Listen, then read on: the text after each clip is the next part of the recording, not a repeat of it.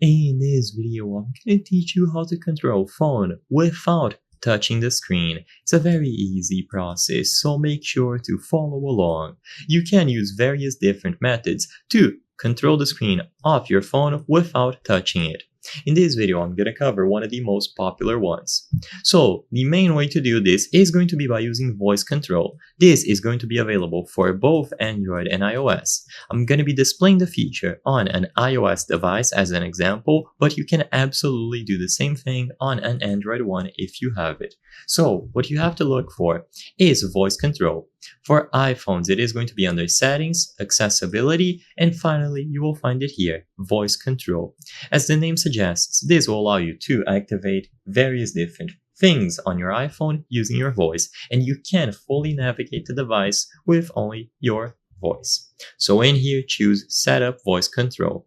The process is simple, they will guide you through how it works, so use your voice to do things on your iPhone even when you're not connected to the internet. System commands and navigation, work with what's on screen, dictate and edit text, and so on.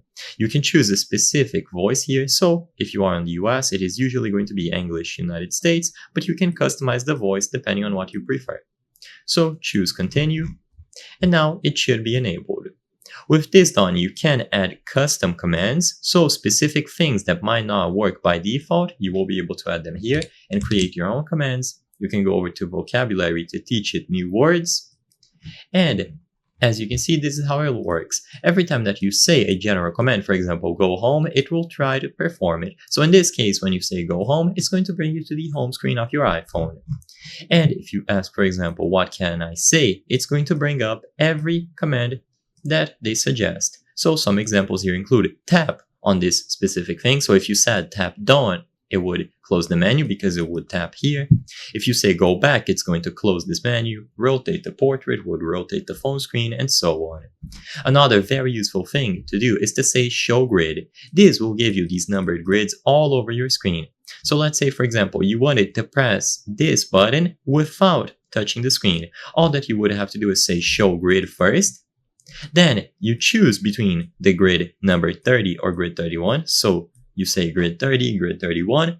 It would give you even smaller grids around these areas, so you could pick the one that's located here by the button with precise control, allowing you to tap the shutter button or anything else available on the screen.